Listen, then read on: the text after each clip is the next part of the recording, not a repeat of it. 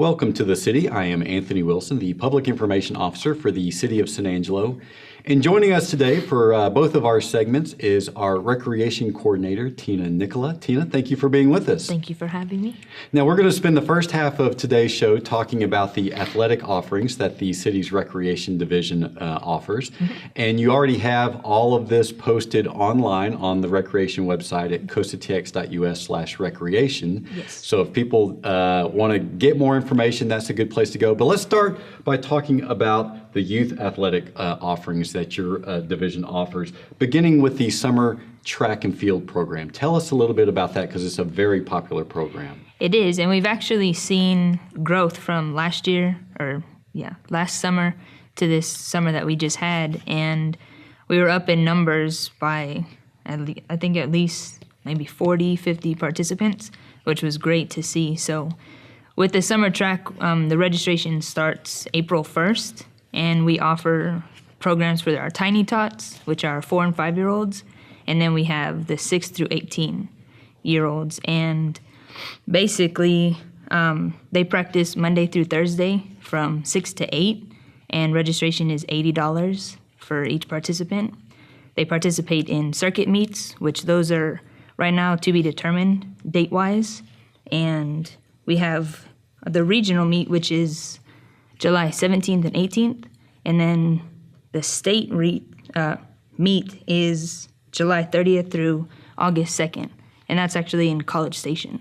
And typically we have some kids who qualify for that because they receive some excellent coaching from some coaches who have affiliations with Angelo State University. Yes.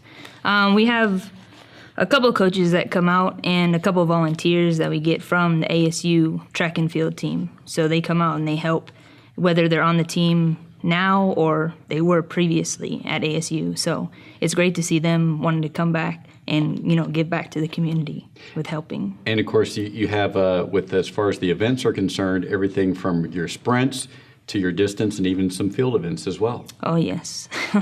So we talked about track and field. Let's talk a little bit about youth flag football, because in November you hosted the state youth flag football tournament here at Texas Bank Sports Complex, and you drew a number of local teams. Tell us a little bit about the youth flag football program. This year was the first year that we've hosted the state tournament, and we had a great turnout. Total teams, we had 38 teams, and just San Angelo, we had 16 of our own teams that participated. And we had teams that came in from Stephenville, Greenville, Corpus Cove, and just from all over South Lake just to come and participate in the tournament. And it was really great, besides the weather, cold weather. So if people want to register their kids for next year's youth flag football season, talk a little bit about what will be involved with that. With that, actually, the registration will start in mid-June, and it'll go through about mid-July. And that one is $60 per registration. And we offer peewees, which are the 4 and 5-year-olds.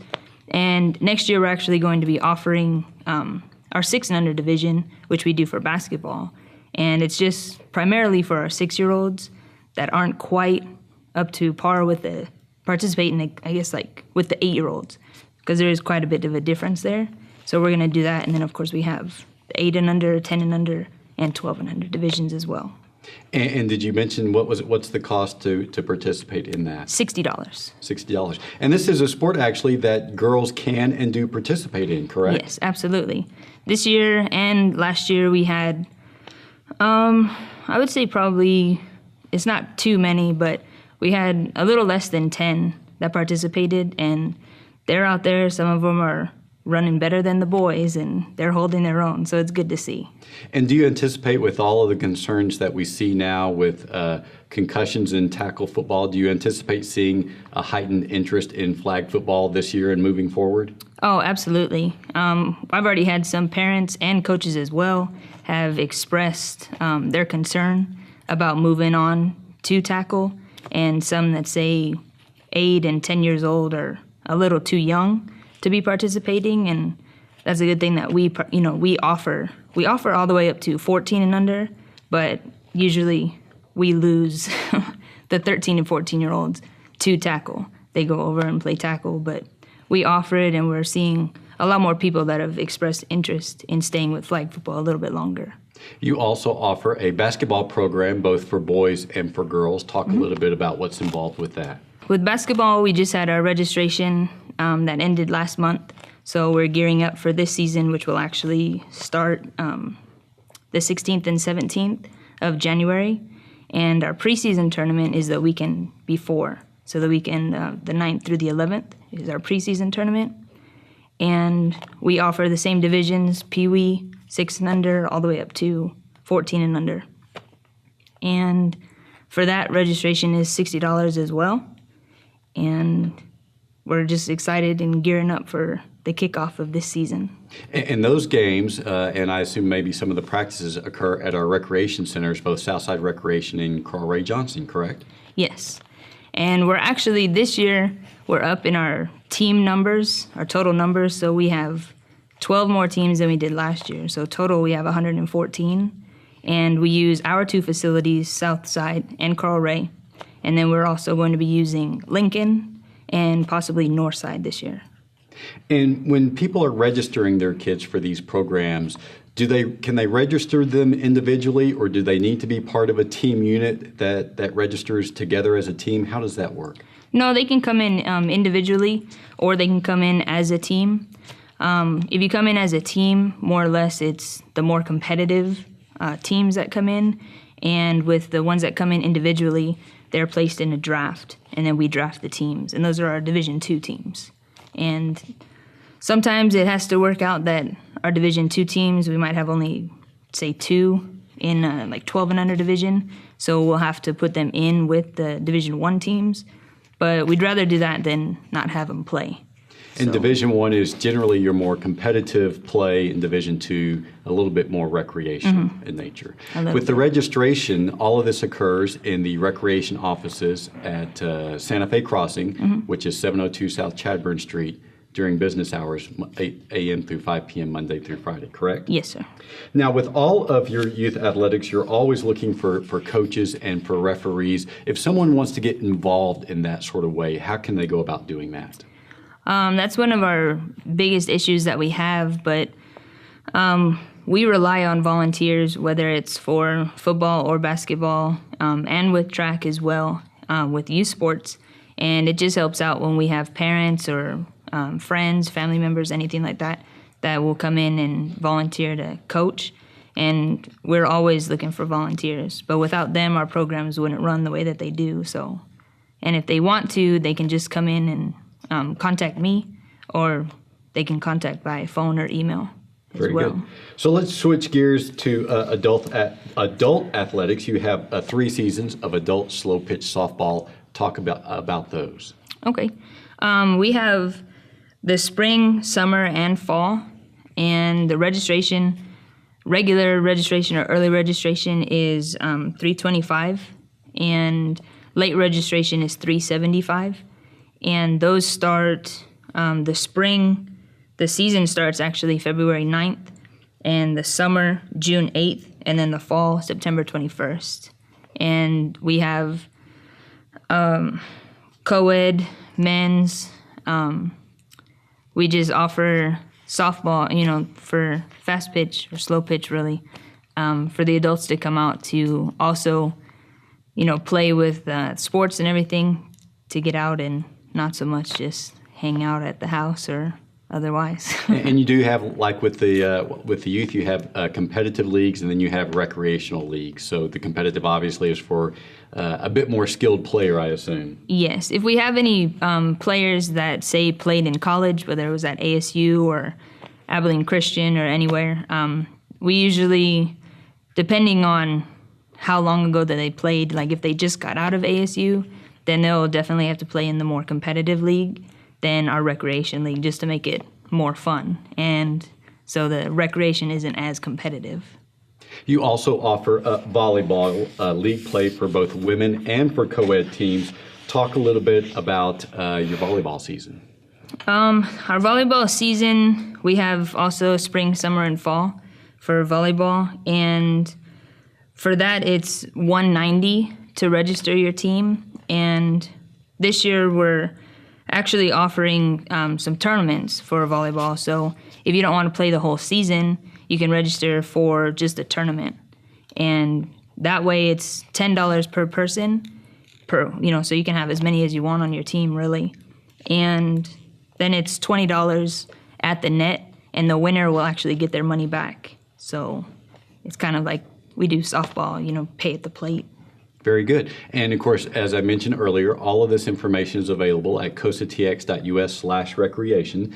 The whole year's offerings are already listed there on that website. You also have recreational flag football for men and women. Talk about that. They play on Sundays, and those are usually running about the same time that our youth flag football is going on. So the youth play on Saturday, and the adults will play on Sundays. And we do offer women's, and I'm actually seeing more women involved now with another organization, but we do offer it as well. So hopefully, if they have an off season, they'll come over and play with us. Now, do the women, do they enjoy playing the flag football, and is that a competitive thing for them as well? It seems like they do. It seems like they have a lot of fun with it. And I hope to play as well, so I hope when we offer it next year that I can register and play as well. Very good. We're talking with Tina Nicola. She is our recreation coordinator for the City of San Angelo, and we'll continue this conversation when we return, talking about some of recreation's special events that they offer throughout the year. But first, we're going to take a look at this year's Christmas at Old Fort Concho.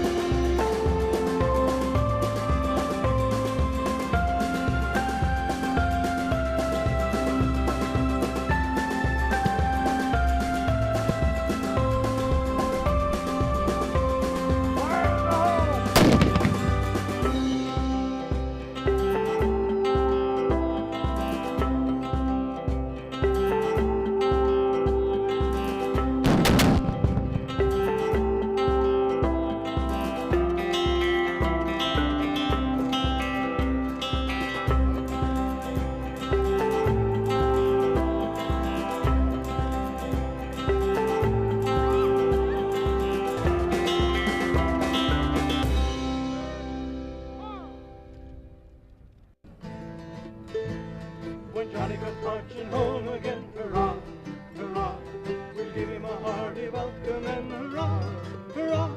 The men will cheer and the boys will shout, the ladies they will all turn out, and we'll all feel gay when Johnny comes marching home.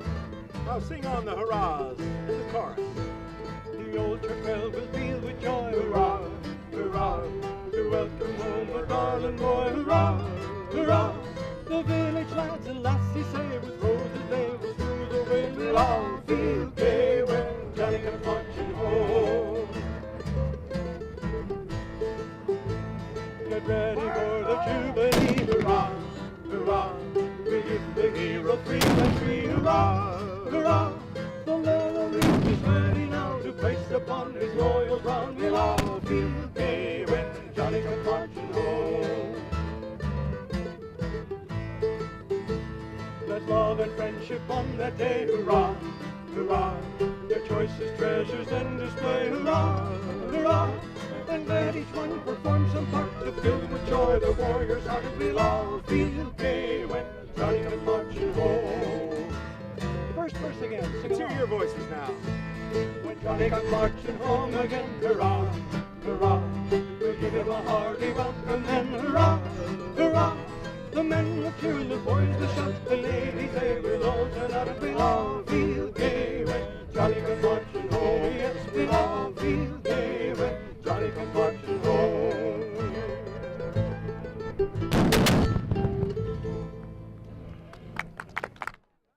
Welcome back to the city. We are continuing our conversation with one of our recreation coordinators, Tina Nicola. We're going to segue here into the special events, and there are many of them that the Recreation Division offers throughout the year. And again, these are already posted online on our website, cosatx.us/recreation. There's so many of them, we can't hit on all of them, so I just want to touch on a few of the big ones, starting, of course, with Date Night, which is our most popular special event that we host throughout the year. Tell us a little bit about this year's Date Night. Date night this year will be February 9th through the 11th here at the Convention Center, and the tickets are $12 per person. And our theme this year, we went with Frozen because it's also our 25th anniversary. So we wanted to kind of do a Frozen, silver, and winter and everything like that. So it'll be good to see how everything turns out. So, and if memory serves me correctly, February 9th and the 11th, that's for the daddy-daughter date night. Yes. And then February 10th is for the mother-son date night. Talk about the ages of the children who participate in date night. Typically, we see maybe about 4 or 5-year-olds up to maybe 12 or some 13-year-olds. When they start getting a little older, they don't really want to hang out with their parents as much. So it's good to see that even we offer for the older ones to come, that we still get a few that come in. So it's really good to see. And of course, along with the dancing and the music, you have refreshments and you have prize giveaways, and there are opportunities to buy professionally made photos and souvenirs. You mentioned that tickets are $12 each. Talk a little bit about where people can get those tickets. We have them in our recreation office, and you can call over the phone and you can reserve them, but you still have to come by our office to pick them up before coming to the event that night. Or you can just stop by the office and pick those up as well. And of course, the office is at 702 South Chadburn inside Santa Fe Crossing. And you mentioned the phone number, so let's give that at 657-4450. So yes. Why do you think date night is so popular? I think it's real popular because it gives, whether it's the daddy-daughter or mother-son, an opportunity for that kind of one-on-one quality time that if there are other kids in the house or anything that they don't typically get. So it's good to see that they have the opportunity to come and just enjoy, either it's 1 or 2 nights. Sometimes we have like daddy-daughter, they'll come both nights just because, or the dad will switch so they can spend it one-on-one if they have more than, say, one girl. And as the father of teenage daughters, I would say that you're right. Dads with younger daughters need to take advantage of this because mine have no interest in being with me for a date anymore. Now, you mentioned this is the 25th anniversary of date night, and you're doing something special for that. Talk a little bit about what you have planned. Yes, we actually are doing this year for the anniversary will be our 4th night, which will be the 12th. And that's a night for those who, say, aren't eligible to come anymore because they have older children or they just haven't been in a really long time. And for them to come this year, and it's $30 a person, and that includes a sit-down catered dinner, souvenir shirts, and then also entertainment, dancing, and little fun for everybody. So you mentioned those tickets are $30 for the reunion night as it's being billed, and those are also going to be available in the recreation offices in Santa Fe Crossing beginning after the first of the year, correct? Yes. Now, you also offer a number of camps, both athletic and recreational, that are invaluable, especially for working parents. The first one this year will, of course, be your annual spring break camp. Talk a little bit about what happens during that camp. During the spring break camp, it'll be that week of spring break. A lot of parents aren't going to have that week off or can't get that week off, so we're going to offer the spring break camp the whole week long. It'll be 7:30 to 5:30, Monday through Friday. And it'll be $65 for the week with no registration fee. And they'll participate in arts and crafts and games inside as well as games outside, weather permitted, but it should be pretty good.